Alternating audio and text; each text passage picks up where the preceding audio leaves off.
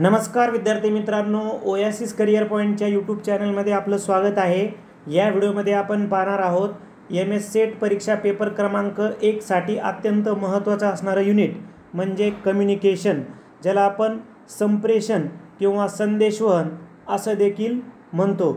या प्रकरणावर आधारित आपण काही सराव प्रश्नावर चर्चा करणार आहोत। या अगोदर आपण जवळपास 10 व्हिडिओ बनवलेत या प्रकरणाच्या संदर्भानं आणि विविध टॉपिकच्या संदर्भानं विश्लेषण करणारे व्हिडिओ आहेत, ते देखील तुम्ही आपल्या ओएसिस करियर पॉईंटच्या यूट्यूब चॅनलवर जाऊन बघू शकता।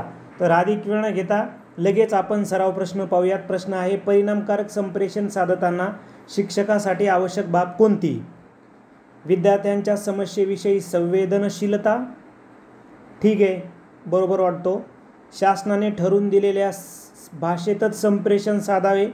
आता परिणामकारक संप्रेषण करायचे आणि एक साचेबद्ध किंवा चौकटीबद्ध ठरवून दिलेले काही जर शासनाने नियम आहेत त्याच पद्धतीत जर संप्रेषण साधलं तर इफेक्टिव्ह कम्युनिकेशन होईल का?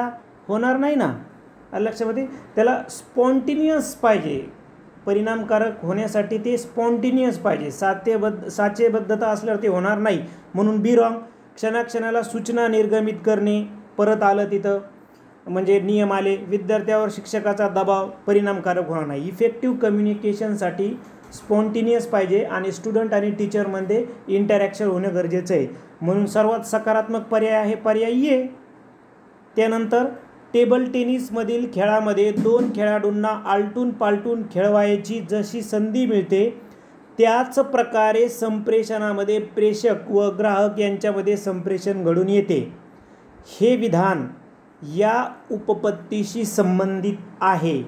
तर हे विधान पिंग पॉंग उपपत्तीशी संबंधित आहे, ज्यामध्ये कम्युनिकेशन हे इंटरॅक्शनवर आधारित होतं।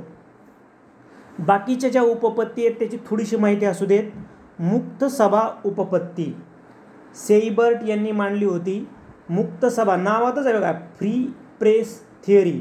याच्यामध्ये काय आहे, कम्युनिकेशन साधण्यासाठी लोकशाही प्रधान वातावरण असावं असं या उपपत्तीमध्ये सांगितलं गेले। त्याच्यामध्ये कुठलंही दडपण मत भावना विचार मांडताना आलं नाही पाहिजे, त्याच वेळेस ती मुक्त पद्धतीनं कम्युनिकेशन होईल। सर्पिल उपपत्ती स्पायरल थिअरी काय सांगते कम्युनिकेशनची, म्हणजे स्पायरल शब्दानुसारच एक निश्चित सुरुवात असते त्याला आणि एक निश्चित शेवट असतो त्या कम्युनिकेशनला, हे स्पायरल थिअरीनं सांगितलं। आणि बुल्स आईज थिअरी, ही बुल या मानसशास्त्रज्ञाने थिअरी मांडली होती कम्युनिकेशनची। यामध्ये प्रेक्षकाद्वारे ग्राहकाचं बौद्धिक भावनिक क्रियात्मक बदल घडून आणण्यासाठी संप्रेषण केलं जातं। थोडक्यामध्ये नावात काय आहे, लक्षाचे केंद्र उपपत्ती म्हणजे ग्राहकात अपेक्षित वर्तन बदल घडवण्यासाठी हे कम्युनिकेशन केलं जातं। हा या उपपत्तीचा संदर्भ आहे। इथे मात्र आपलं उत्तर आहे पर्याय बी। कुठली माध्यम सेवा उद्योग व कामगार विभागाअंतर्गत प्रायोगिक तत्वावर 1930 साली सुरू करण्यात आली होती? तर ती होती इंडियन ब्रॉडकास्टिंग सेवा। दूरदर्शनची सेवा 15 सप्टेंबर 1959ला सुरू झाली। ऑल इंडिया रेडिओ 23 जुलै 1927ला मुंबई आणि कलकत्ता इथं केंद्र सुरू झाली होती। त्याच्यानंतर मग 1936ला त्याचं AIR असं नाव करण्यात आलं, ज्याला आपण ऑल इंडिया रेडिओ असं म्हणू लागलो। हे टेलिव्हिजन सेवा तर ते दूरदर्शनचा संदर्भ आहे। इथं पर्याय बी हे आपल्या प्रश्नाचं उत्तर आहे। संज्ञापनात ला आत्मा संबोधले जाते, प्रेक्षकाला, माध्यमाला, संदेशाला, ग्राहकाला। तर कम्युनिकेशनमध्ये मेसेजला आत्मा संबोधल्या जाईल। कारण काय आहे बघा, इझी आहे।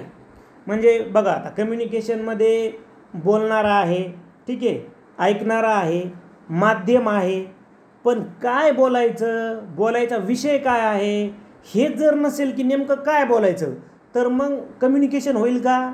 होणारच नाही ना। आलं लक्षामध्ये? म्हणून मेसेजला कम्युनिकेशनचा आत्मा असं संबोधल्या जातं। त्यानंतर ग्रेप वाईन संज्ञापन माध्यम हे डॅश डॅश आहे। औपचारिक आहे का? पहिले आपल्याला माहीत पाहिजे की नेमकं ग्रेप वाईन कम्युनिकेशन म्हणजे काय। ग्रेप वाईन कम्युनिकेशन म्हणजे असं कम्युनिकेशन जे अगदी सहजपणे केलं जातं.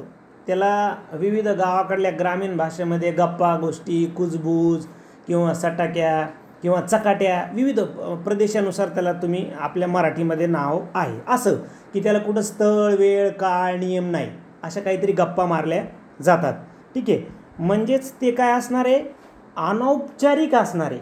आता तुम्हाला समजलं, ते अनौपचारिक असणार आहे. कारण औपचारिकमध्ये काय आलं, औपचारिकमध्ये विशिष्ट वेळ आला, ठिकाण आलं, शिस्तबद्ध आलं. समजा उदाहरणार्थ आपल्याला आता बँकेमध्ये अकाउंट खोलायचं आहे, तर आपल्याला काही पण गप्पा मारायला जमणार नाहीत ना, बरोबर आहे का. तर नियम आला, वेळ आला, ठिकाण आलं. तुम्हाला अर्जाद्वारे सांगावं लागेल की मला अकाउंट खोलायचं, किंवा तुम्हाला सुट्टी पाहिजे महाविद्यालयामध्ये, प्राचार्याला अर्ज करावा लागेल. म्हणजे हे झालं फॉर्मल. याच्यामध्ये फॉर्मॅलिटीला महत्त्व आहे औपचारिक कम्युनिकेशनमध्ये. मात्र ग्रेप वाईन हे काय आहे, याला कुठलाही नियम शिस्त नाही. ठीक आहे. कनिष्ठ, वरिष्ठ, मान, पान इथं काही पाळल्या जात नाही. म्हणून ग्रेप वाईन हे काय आहे, अनौपचारिक माध्यम आहे. ठीक आहे. टीकात्मक आणि लेखीचा इथं संदर्भ लागत नाही. त्यानंतर संप्रेषण सिद्धांतातील गोंगाट म्हणजे श्रोता वर्गाने केलेला गोंगाट होय. अरे लक्षामध्ये पर्याय बी हे आपल्या प्रश्नाचं उत्तर आहे. हे एकदम इझी होतं. अशा पद्धतीनं आपण कम्युनिकेशन या युनिटच्या संदर्भानं काही सराव प्रश्नावर चर्चा केली. जसं जसं आपल्याला वेळ मिळेल तसं तसं आपण परत या युनिटच्या आणि इतर राहिलेल्या युनिटच्या संदर्भानंही आपण व्हिडिओ बनवू.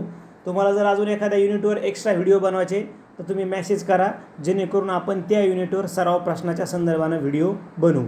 15 जून 2025 रोजी जी सेटची परीक्षा होणार आहे, या परीक्षेच्या संदर्भानं आपण पेपर क्रमांक 1 साठी जो सर्वांना अनिवार्य पेपर असतो, त्यासाठी आपण एक सराव पेपर सिरीज घेत आहोत, ज्यामध्ये आम्ही तुम्हाला 12 PDF स्वरूपामध्ये व्हॉट्सअपला पेपर देणार आहोत. त्याच्या आन्सर की, PDF पेपर आणि विश्लेषणाचे व्हिडिओज, ज्यामध्ये तुम्हाला 12 पेपर येतील. आन्सर की, व्हिडिओ, त्याची फीस असणार आहे 450 रुपये. आणि प्रत्येक पेपरचं तुम्हाला व्हिडिओद्वारे विश्लेषण देण्यात येणार आहे. म्हणजे तुमच्या ज्या काही प्रॉब्लेम्स असतील, त्या क्युरीज असतील, त्या व्हिडिओद्वारे तुमच्या दूर करण्यात येणार आहेत. पेपर मराठी माध्यमातून असेल. तुम्ही कशी जॉईन करू शकता टेस्ट सिरीज, 98 23 24 71 91 या नंबरला फोनपे किंवा गुगल पे करा. नाव येईल ओएसिस करिअर पॉईंट किंवा गणेश विश्वनाथ गुजर. पे केल्याच्यानंतर त्याचा स्क्रीनशॉट याच नंबरला व्हॉट्सअप करा. तुम्ही जर हा व्हिडिओ पुढे म्हणजे एप्रिलच्या एंडिंगला किंवा जूनच्या पहिल्या आठवड्यात ऐकत असाल, तर तुम्ही जिथपर्यंत तुम्ही पे केल्याच्यानंतर या तारखा झालेल्या आहेत, जसं जानेवारीतल्या काही पेपर झाले आपले, मार्चमध्ये झाले, एप्रिलमध्ये झाले, तर पे केल्यानंतरच्या अगोदरच्या सर्व तारखांचे पेपर तुम्हाला एकदाच मिळेल. म्हणजे तुम्ही जर समजा 13 एप्रिलला जर पे केलं तर हे 10 पेपर तुम्हाला लगेच मिळतील, त्याच्या आन्सर की आणि विश्लेषणाचे व्हिडिओज. ठीक आहे. पुढचे जे राहिलेल्या 2 तारखा आहेत त्याचे पेपर तुम्हाला त्या तारखेप्रमाणे मिळणार आहेत. याची आपण काळजी घ्यायची आहे. मला वाटतं हा व्हिडिओ तुम्हाला निश्चितच येणाऱ्या परीक्षेसाठी उपयुक्त ठरेल. आवडला तर लाईक करा, आपल्या मित्रांना शेअर करा. त्याचबरोबर ओएसिस करिअर पॉईंटचं यूट्यूब चॅनल सबस्क्राईब करा. धन्यवाद.